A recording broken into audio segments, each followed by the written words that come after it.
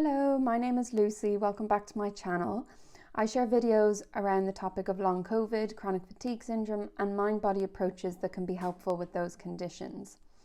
So today's video, I'm talking about people-pleasing and how people-pleasing can impact us physically and different tips that might be helpful around managing people-pleasing. So I'm not a medical professional. This isn't medical or mental health advice. These are just ideas based on my own experience and on reading about mind-body conditions. So in my last video, I talked about different ways that we could be avoiding emotions, and people-pleasing was one of the examples that I gave. And the reason that people-pleasing can impact us avoiding or ignoring or not being aware of our own emotions is because we can be so focused on someone else and their needs and their emotions that we're not paying attention to ourselves. And we also might be avoiding the feeling that we don't like that's related to saying no, or that's related to our perception of letting someone down, or our perception of making someone else upset in the instance that we set boundaries. So there's a few different ways that people pleasing then can impact how much we're paying attention to our own needs, our own emotions, and how we feel about a given situation. There's also the chance that we already know how we feel about a situation, but because we're people pleasing, there are emotions lingering in the background, or we don't feel 100% aligned or satisfied with a specific situation, even though we're choosing to be in that situation. So if you've ever noticed yourself saying yes to something that you don't actually want to do, think back to that situation and how you might have felt physically.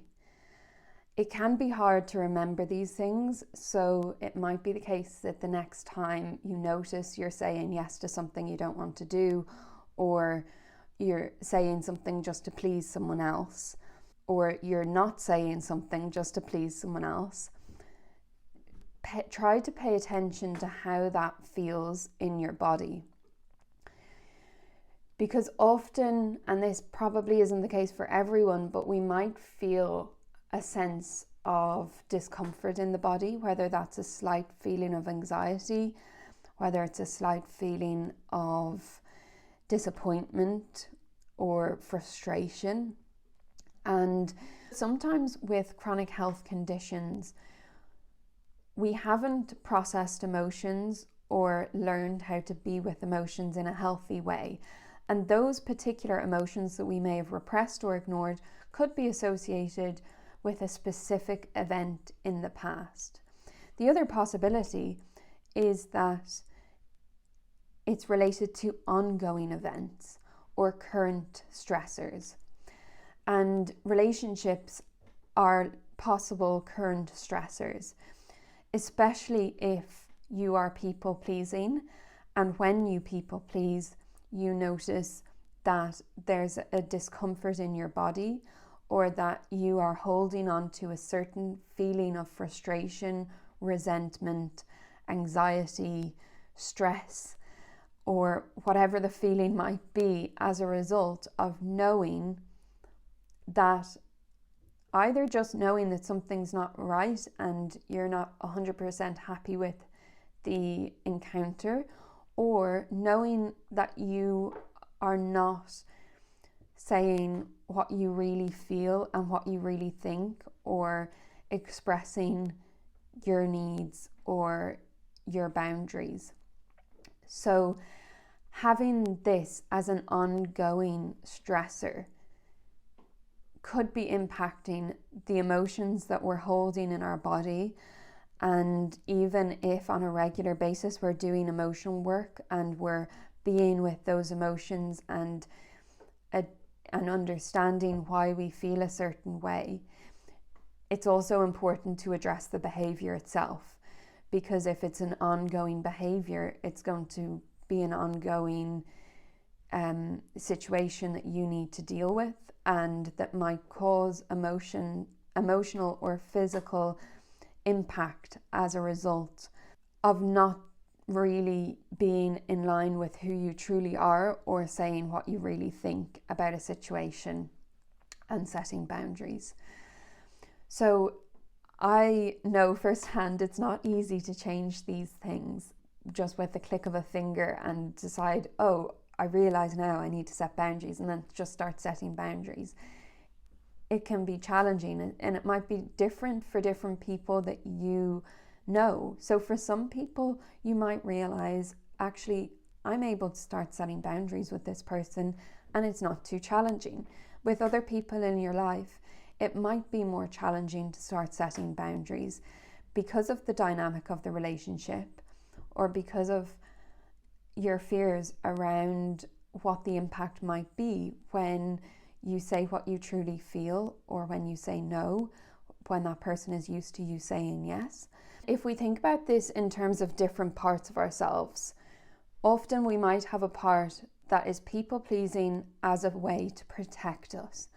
And many people have this people pleasing behavior because as a child they learned that in order to stay connected with others, they needed to say yes, and they needed to please others.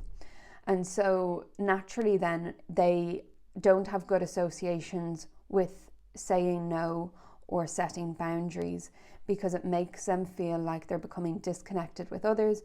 And if we think to human nature, we are tribe beings, and therefore it is really important for our survival to stay in connection with others.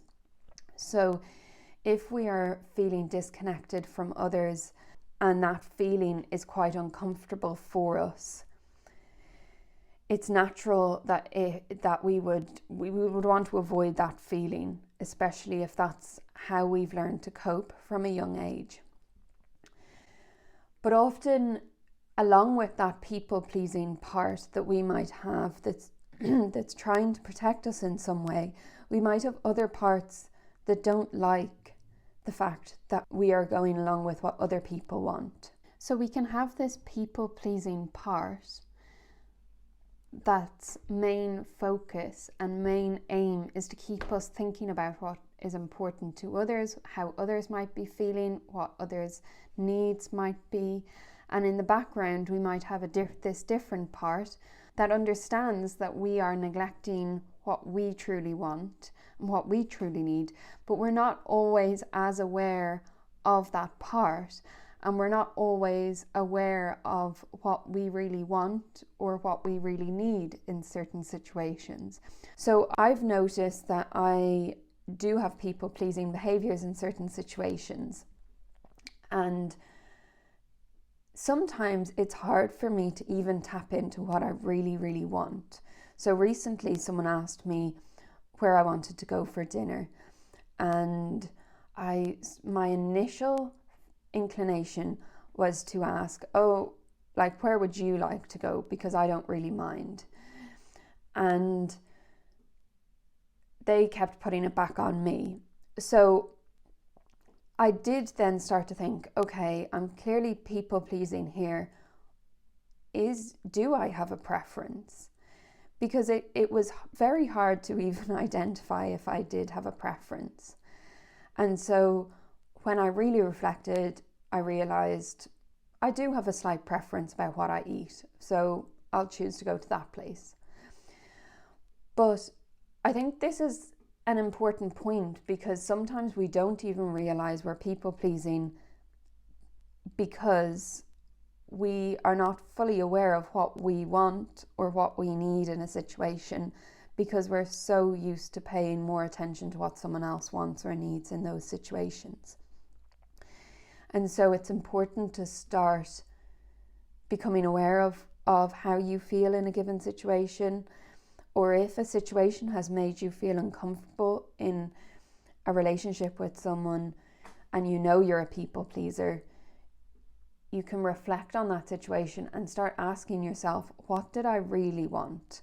because it doesn't always come up straight away. We're not always fully conscious of these processes or exactly what we want, especially if we're so used to going along with what other people want. So one of the important parts about changing this cycle is really getting to know yourself well and knowing what you value, knowing what you like, knowing what you want in life, knowing what things bring you joy or spark curiosity or interest, and thinking about how you want to put those things in your life despite other people around you. Then secondly, it can be helpful to start noticing when you are people pleasing. So even just to become aware of it and start making note of the times that you notice that you're people pleasing. How did it feel in your body at the time that you said yes when you wanted to say no, or when you agreed when you really disagreed? And just notice if there's a chance that those feelings are lingering. Another thing that can help is reflecting on parts. So if you notice you have a people-pleasing part, see that part as a part that's trying to help you. Even though maybe you have a logical part that knows it's not helpful, that the people-pleasing part has good intentions, it's trying to do its best in this given situation, this is what it knows, and it can feel very threatening to either that part or other parts to change that. So noticing as much as you can that it's understandable to find it difficult to start setting boundaries when you're not used to setting boundaries. Another thing around parts is sometimes we are trying to fulfill a need within us by pleasing others. So we might have a part that feels they want to be understood and cared for and valued, and the way that they think they can achieve that is to please others. And so it's important that you can start giving that understanding to yourself, so that the parts that are searching for getting some needs met can get those needs met through you as much as possible. Of course, it's always helpful to have supportive, caring people in your life.